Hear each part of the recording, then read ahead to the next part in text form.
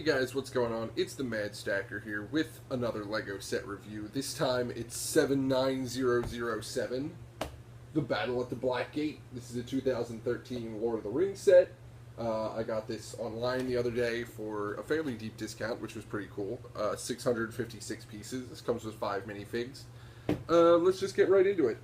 It's weird, again, I don't usually review structural sets, so having this set that's literally just a giant structure is kind of weird to review it. Thankfully, one of the most useful things I think about it is it's kind of modular, the pieces are removable, and it's designed, apparently there's a thing where it's like, hey, why don't you get 2 of them and put them together, and then your black gate will be really big. I'm trying to find, it's in one of the instructions, it's just like, hey, look what you can do with this if you want. I don't know. Maybe it's on the back of this one. Yeah, there it is. It's like, here, just buy 2 of them and then shove them together and you'll have a giant black gate for some reason. That would be fun. 656 pieces. It doesn't look like a 656 piece set, but let's just get right into it. First off, there's kind of 2 parts. There's the gate and the tower, so we'll just do the tower first. The first thing you notice about this set is that it's incredibly pointy. There is just pointy stuff all over the place. It's got these little claws, it's got the big claws in the front, it's got these crazy things on top. I mean, it's from Mordor, it's kind of pointy. Mordor is a pretty dark and pointy place. The biggest feature of this is it has, the secret door, which is just powered by this little Technic arm back here that you just kind of flick it down and it opens the door. Which does, it's a pretty bad design flaw, I think. When you just have a hole in your tower that just leads through to the other side. I don't know. It does look really cool, though. I mean, it's really menacing. This whole set is really menacing. That's kind of the point, I think.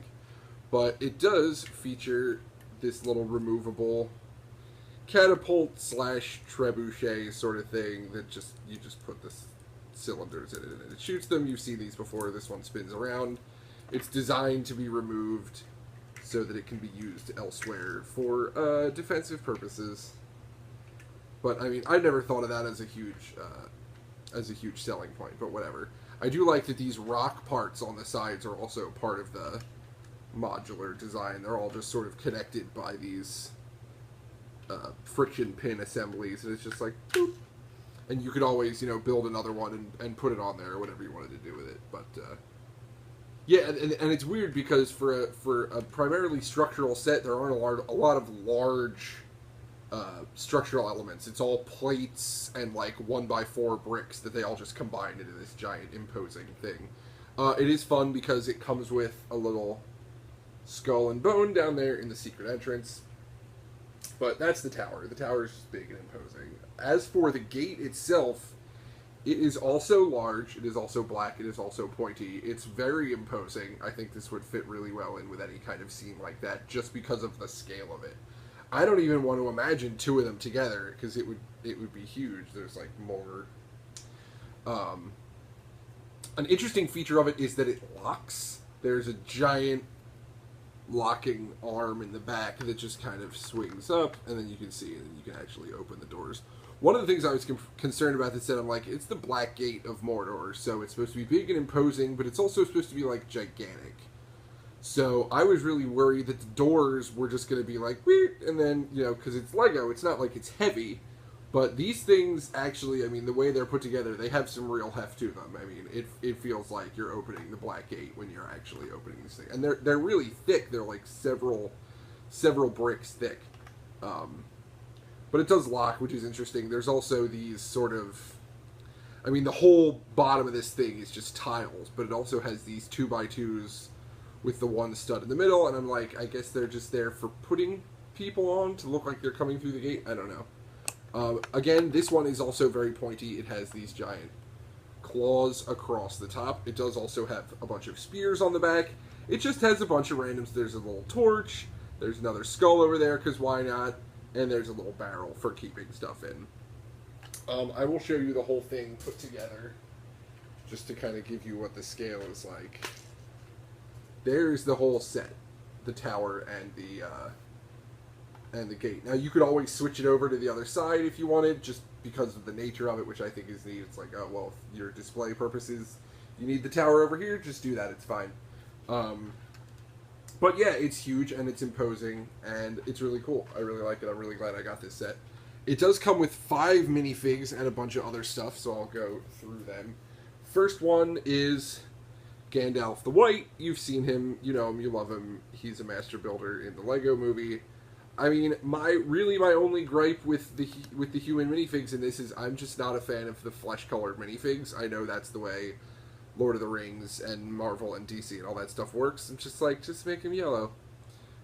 It makes me sad. But Gandalf is pretty cool. He is old and grizzled.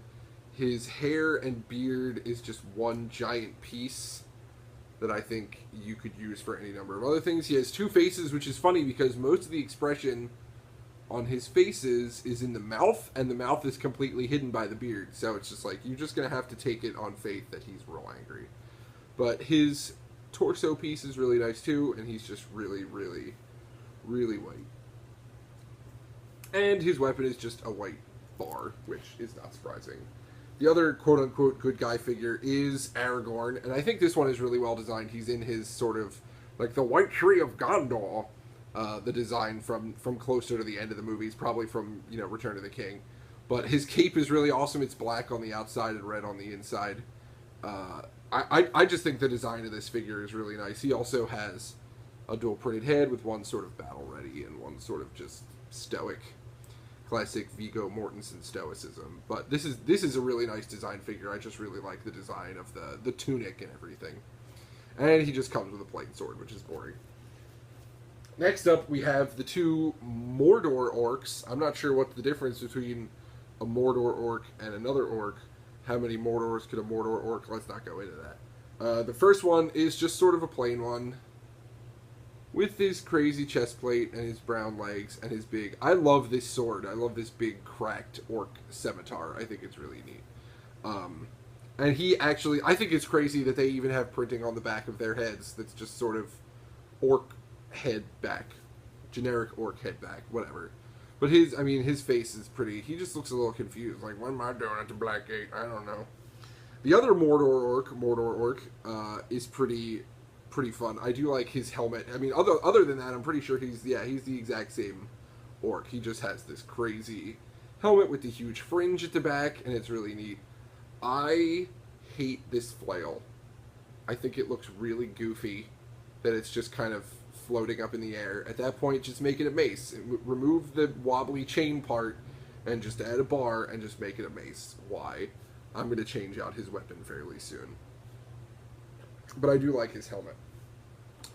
Last but certainly not least, my favorite minifigure in this whole set is definitely the Mouth of Sauron. He is crazy intense. First of all, he comes with this horse, which is really cool. The horse does actually have armor plating on its head, and it has red printed eyes, which is really cool. But the Mouth of Sauron, who I don't even think he was in the movie with the exception of the extended editions. I remember he was a fairly large figure in the books and in one of the original animated versions of The Return of the King. But he comes out of the Black Gate and he speaks for Sauron, and he's really a generally unpleasant character. His outfit is really cool. You can see his helmet is large and ridiculous and sort of looks like the Black Gate. And, I mean, he comes with a big broadsword, too, which is cool. But I think the coolest part about this figure, honestly, is when you take off his awesome helmet, he looks like this. Which, I mean, that's pretty terrifying for a minifigure. He just has no eyes and these giant teeth. I really like this figure. I really like the helmet. I like the cape. I love that head. I wish I had 3 more of that head to make terrifying minifigure things out of, but I'm just going to have to roll with it. It does also come, which I am really happy about. It came with a giant eagle, which is cool. I'm a fan of collecting the large, rideable Lego animals, and this one I'm really glad to have gotten a hand on. I'm not sure if this is the same one that comes with Orthanc. I don't think it is. I believe the one that comes with Orthanc is actually different colored, but it doesn't really matter. I have one of them, and it's really cool. As for awesome extras, the set, I mean, it came with a whole bunch of pieces, including some pieces where I feel like I just never used them. I got a bunch of these little Technic pins, and I feel like they weren't used anywhere in the build. I don't know if I forgot them, or what, but I got a whole bunch of them, and I feel like I never used them. The awesomest extra it came with was just an extra little bone, which you can throw anywhere in the set. You can throw it in the barrel, you can throw it in the secret door, whatever you want to do with it, but it comes with an extra bone, which is always fun. The build was really neat, just seeing how the whole thing is, comes together, and figuring out all those modular parts was really fun. I was about to say I don't have a minifig of the day, but then I just realized that I do, so I'm just going to pull one of these off this plate. I got some pieces the other day, if you watch my haul video, and I knew I wanted to make some more custom minifigures because I'm going to be hosting some games of Brick Wars at Philly Brick Fest, which I'm really, really excited about. So I knew I wanted to have some more minifigures, some more crazy customs to bring to that, to play with and to let other people play with, and just have a good time. This is one of the ones I was looking most forward to after I got the pieces for it. I call this guy the Gunwraith. He's terrifying and he has a giant gun. He is basically a combination of the Necromancer figure from Der Gurder, from the Der Gurder, the Dol-Guldur battle, as opposed to the Dol-Guldur ambush. He's a combination of the Necromancer and a Sauron from Guardians of the Galaxy. He actually has two different arms. He has one all-black arm and one gray and black arm. He has the Sauron's hood and torso. This is the Necromancer legs, and I'll take this off so you can see it a little bit better. That is the Necromancer's head, which I think is also really cool and terrifying. I took the Sauron's gun, which I'm a big fan of, just because it looks so sci-fi, and we haven't had an official Lego gun like that in a while. And rather than using the trans light blue studs, I added trans red 1x1 round tiles, which I think, I don't know, they make it look a little bit more menacing. But that is the Gunwraith. He's really cool. I'm a fan of him. I feel like, if anything, I might just give him a cape, but I don't know. We'll see if a black cape really suits him. But he's really fun. I'm glad I got the parts to make him. I think he's really cool. So, that is the minifig of the day. I feel like that's the first minifig of the day that I've done in a really long time, and I'm really glad to get back into it. So that was it for 79007, Battle at the Black Gate. It was a fun set. I recommend it. If for no other reason than just the figs, I think it would be a good one. So I hope you enjoyed it, and keep stacking.